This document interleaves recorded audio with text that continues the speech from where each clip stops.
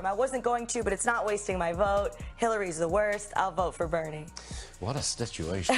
Who would have thought? No, never, but she just keeps, she's not trustworthy, she's not likable. I have a hard time finding any reason why anyone would vote for her. So. But the barking, you're not making a big deal out of that. The barking, Come on. that is, as intelligent of an argument as that was and as smart as it made her look, no, that was horrible. That was humiliating. No, you're picking on her. No, well, you know what? If you're barking in public... So, apparently, Kat Timpf just did the unthinkable. She called out Hillary Clinton, and the internet's been sweating bullets ever since. One side's clutching their pearls, the other's grabbing popcorn. And somewhere, Hillary's probably assembling a 47-point PowerPoint rebuttal. But Kat didn't just call her out. She torched her logic, her legacy, and maybe even her Wi-Fi connection. It's the kind of moment that splits the timeline in half. Half disbelief, half pure entertainment. You won't believe what she said, or why everyone suddenly forgot how to blink. Buckle up. Let's dive into the chaos. Hey, Catherine, what do you think her strategy is going to be now with the emails? I think she's going to rely on her gender completely. She is an interesting strategy for avoiding having problems with scandals, and that's just she has so many of them that people are like, oh yeah, another scandal. It's not a big deal to them anymore. I really judge anybody who's still going to vote for her. She lies so much. These people must, if they trust her to be president, have very unhealthy relationships. What about you, liberal panel? I bet you're sticking to her through the very, very end. Before we go any further, hit that like button and subscribe, because this one's a wild ride. So here we are again, Hillary Clinton trending. And this time it's not about a new book, a campaign documentary, or some mysterious emails surfacing from 2016. Nope. This time it's because Kat Timpf decided she's done with the political world, pretending Hillary's still the president, at least in her own head. After Hillary Clinton's Pokemon Go to the polls joke. I forgot about that. Can't believe that didn't bring more millennials in.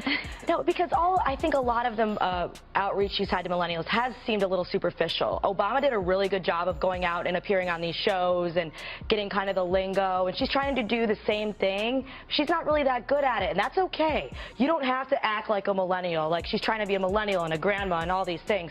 Say what you're going to do for us. Don't try to, it almost feels patronizing to see her doing this or see her on this show and acting like she's just one of us. Kat shows up like a snarky tornado from Fox's wildest think tank and says the quiet part out loud, the thing everyone's been thinking but no one's had the guts or the comedic precision to say. It's like someone finally opened a window in a room that's been sealed since 2016. And if you look at it, like you said, he's actually elevated women more so than Hillary Clinton has, I would say. And then there's, she's just running up because she's a woman. I'm a feminist. But if you look at her record, there's women that accused her husband of sexual assault and then she tore them down. So we could have plenty of this discussion on all sides, all around. But this has been what they've been focusing on with Donald Trump. So of course it's had an impact because people are just being fed it constantly. Trump sexist, Trump sexist. These stories, this story, that story, rather than looking, I want to talk about policy. And Hillary's defenders? They reacted faster than a Roomba detecting dirt. You could practically hear the collective gasp echo across the timeline. The shock was so thick, you could spread it on toast. People started pulling up every clip, every meme, every micro-expression Hillary's made in the past decade, all to prove she's still a misunderstood genius.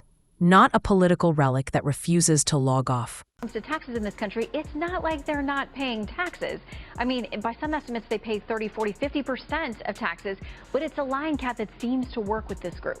Absolutely, but people aren't necessarily thinking that because Bernie said it, that Hillary's saying it. She's still connected to Goldman Sachs. There's still those speeches that everyone wants to know what they are.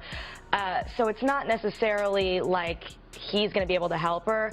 I think that for some reason people just say, oh, free things, free things, free things. But with her, they don't really trust her as much, which is really funny because she really can't be progressive enough. She seems almost too conservative for a lot of these voters, these Bernie voters. And they're mad about the DNC leaks thing, too. But Kat wasn't playing games. She's that one person at the party who walks in, turns down the music, and says, okay, but why are we still pretending this is fun? It's chaos energy, but with eyeliner and wit sharp enough to cut through DC fog. She pointed out that the queen of I would have won if not for might still be living rent-free inside her own campaign headquarters from 8 years ago. The beauty of Kat's call-out isn't just in what she said, it's how she said it. Calm, casual, and devastating.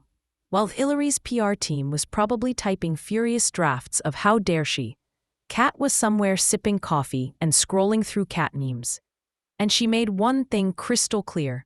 Hillary's biggest problem isn't sexism, the media, or Russia. It's the inability to retire from her own campaign. And I think to younger women, and polls show this too, they care a lot less about Hillary being a woman. A lot of millennials support Bernie Sanders. It's more, I think, on the older side. She's not doing as well with women as she would have expected to have done, because she's not getting younger people excited about her, even though she is a woman. She's not saying, I'm a woman, I'm going to help you with these policies necessarily. She talks a little bit about childcare and some of the things I don't know how we would necessarily pay for, but it's mostly, you're a woman, I'm a woman too. Let's sell these pink little cards. And, I'm not a 3-year-old planning a birthday party. Kat didn't even need to spell it out. The internet did it for her. Memes exploded. Someone photoshopped Hillary with a name tag that said, "still running." And that's what makes Kat dangerous to political veterans like Hillary. It's not her ideology, it's her humor. You can argue facts, debate data, or make emotional pleas, but you can't argue with laughter. Hillary's attempts to stay relevant feel less like leadership and more like political fan fiction. Each speech plays like a deleted scene from a campaign movie no one asked for. The polls are tightening nationally, but in the key states, Donald Trump really still has a long way to go. I can't imagine, based on everything we already know, what would have to be in these emails, in these schedules, to have people actually care. Like, I don't know, she missed the security briefing because she was throwing a bag of puppies into a river. Like, would that be enough? I don't even know. At this point, you could practically imagine Hillary launching a masterclass called How to Lose Elections and Still Feel Victorious. Module 1. Blame everything except self-awareness. Module 2. Never admit the public just wanted someone else. Kat's humor exposed that truth. Not with rage, but with razor-sharp observation. Her comedy is political exorcism with perfect timing. She doesn't take herself seriously, which makes her twice as effective when she takes you seriously. And Hillary's been living in a political funhouse mirror for so long that Kat's blunt honesty hit like an earthquake.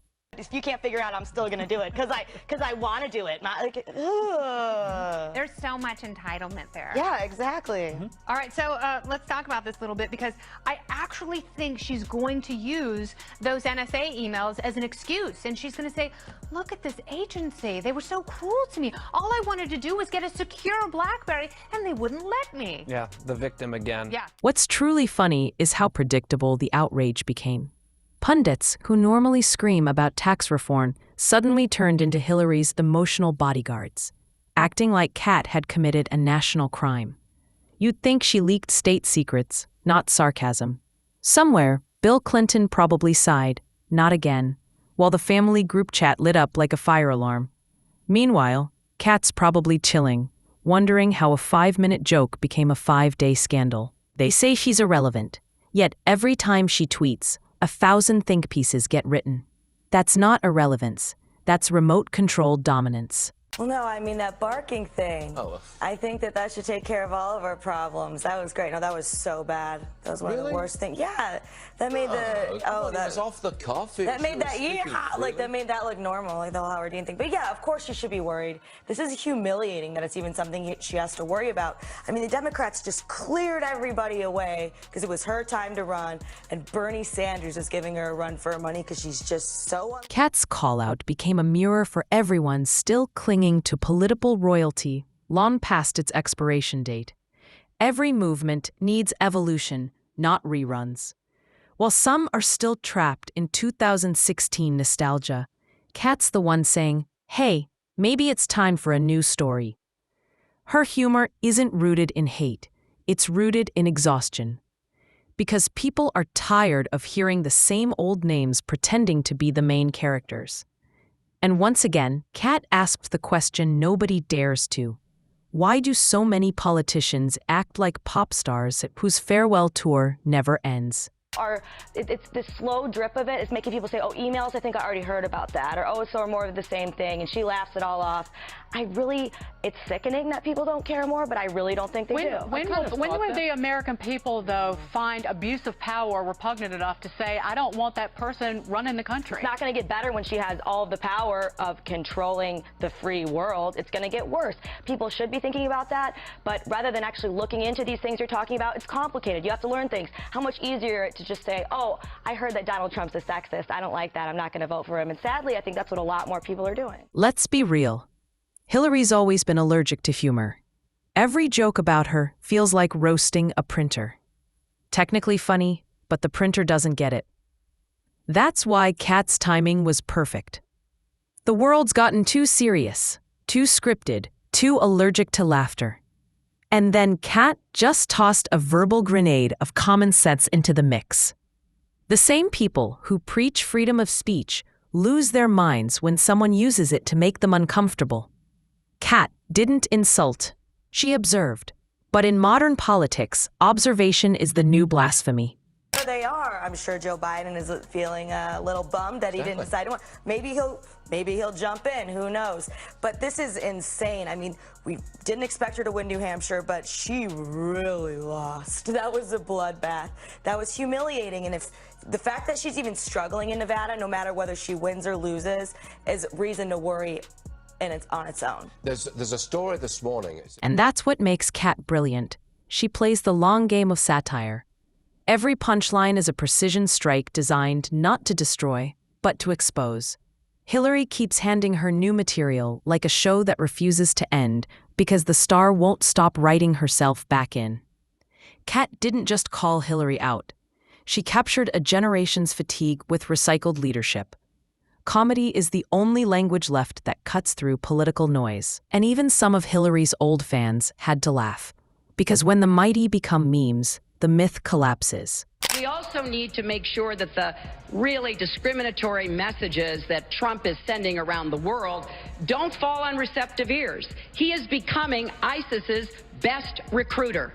They are going to people showing videos of Donald Trump insulting Islam and Muslims in order to recruit more radical jihadists. All it takes is one person with humor and zero fear to shift the whole conversation.